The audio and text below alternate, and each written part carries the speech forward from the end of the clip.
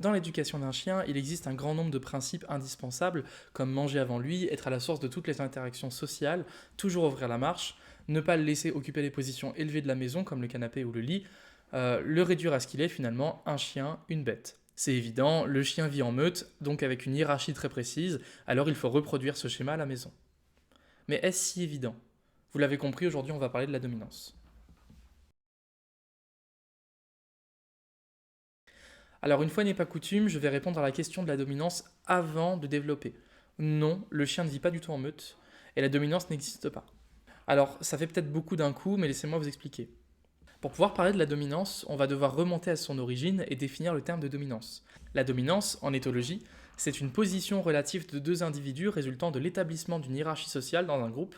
Elle est fondée sur l'établissement des rapports de force à la suite de situations agressives. C'est-à-dire qu'on va se servir de la force et de la violence physique, psychologique et émotionnelle pour imposer sa domination et son pouvoir sur quelqu'un, ou sur un chien par exemple. On en profitera au passage pour établir une hiérarchie entre nous et notre chien. Mais parlons un peu de ses origines. Je vais me concentrer ici sur les travaux d'un scientifique réputé, biologiste, éthologue et spécialiste du loup, David Meck. Dans les années 40, David Meck décide d'aller faire une étude comportementale sur les loups, en captivité donc durant quelques années, donc à court terme. Il va alors étudier un groupe de loups et remarquer qu'un loup prend le dessus et impose sa dominance sur les autres. Il le nomme alors le loup alpha. Et lui attribue aussi tout un tas de comportements dominants, donc il mange avant les autres, ouvre la marche, occupe les positions élevées, etc. etc.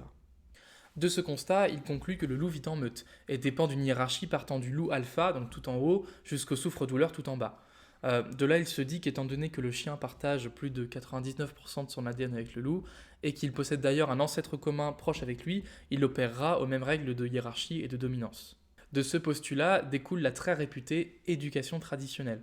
Cette éducation est excessivement répandue, même chez certains éducateurs canins, majoritairement en structure associative, et c'est pas pour rien, il y a beaucoup plus de liberté dans ces structures.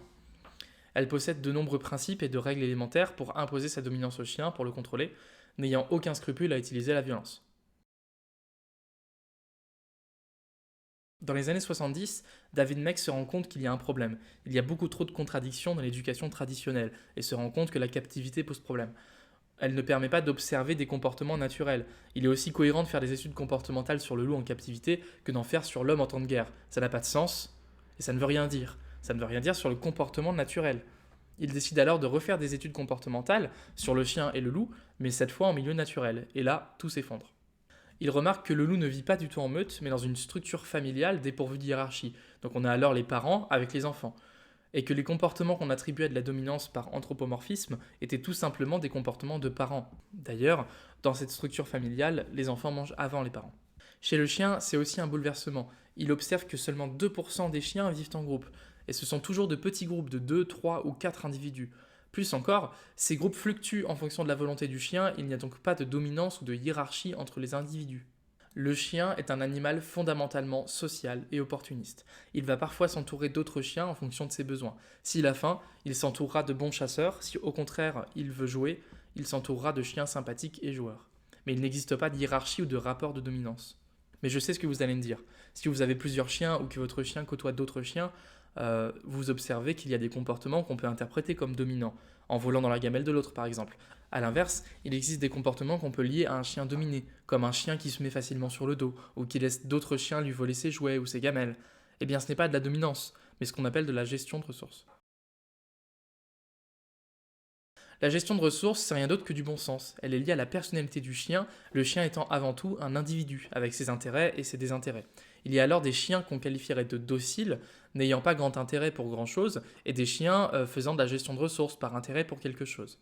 C'est souvent une mauvaise idée de comparer l'espèce humaine avec le chien, mais on peut le faire pour la gestion de ressources. Admettons que je sois dans un restaurant et que je commande des frites. Si un inconnu vient m'en voler, je risque de très mal le prendre. S'il me prend mon téléphone, je vais me mettre en colère. Pourtant, est-ce que ça veut dire que je suis dominant? Je ne pense pas. Pour le chien, c'est pareil. Si un chien tient beaucoup à ses jouets, il les protégera. Mais à l'inverse, il peut ne pas spécialement tenir à ses croquettes. Alors il ne dira rien si un autre chien vient lui en prendre. Il n'y a pas de dominance là-dedans.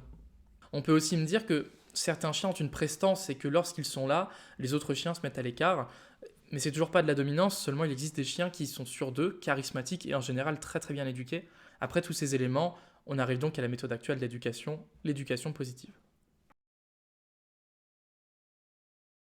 L'éducation positive repose sur deux piliers primordiaux, la récompense et l'ignorance. Je m'explique. Comme je l'ai dit précédemment, il est rarement bon de comparer l'espèce humaine avec le chien. Ces deux espèces ont des méthodes de communication et de fonctionnement très différentes. Ce qui paraît évident pour l'un ne sera pas pour l'autre. Ainsi, crier sur son chien pour le disputer n'aura pas l'effet escompté. Dans le meilleur des cas, le chien prendra le cri pour une invitation au jeu. Dans le pire, il se tétanisera de stress. Alors on applique ces trois principes. On ignore les mauvais comportements, on les redirige, c'est ce qu'on appelle la compensation spécifique, et on récompense le bon comportement, tout en agissant dans la joie et la bonne humeur, dans un climat de bienveillance. Cette méthode est bien plus efficace que la méthode traditionnelle. Si je dispute mon chien dès qu'il a un mauvais comportement, le chien arrêtera à court terme, ne sera donc plus disputé et finira par récupérer son mauvais comportement, car il n'aura jamais assimilé de bon comportement. On connaît tous des chiens qui semblent avoir pris le dessus sur leur maître, mais ce n'est pas par dominance, c'est parce qu'ils n'ont jamais été éduqués convenablement, et donc n'ont jamais appris les bons comportements. Et je citerai Audrey Ventura, qui est une comportementaliste, et qui a dit « C'est une bien mauvaise manière de démarrer une relation avec un chien que de l'établir dans un rapport de dominance. » En conclusion, arrêtons de voir la dominance partout. Il est bien plus intéressant d'étudier le comportement réel des chiens. Finalement, je me dis que si les gens croient à la théorie de la dominance, c'est parce qu'elle est facile, tout est dominance. Alors c'est pas la peine de faire des études comportementales, et le chien n'est alors qu'un animal frustré et mégalomane. Mais on peut facilement oublier que l'homme l'est davantage. Merci d'avoir regardé cette vidéo. Alors la dominance, c'est un sujet qui me tient à cœur, puisque je pense que c'est la plus grosse idée reçue dans l'éducation canine. Il y en a d'autres, hein, on les verra. Mais voilà, si cette vidéo peut aider, ça me fait plaisir.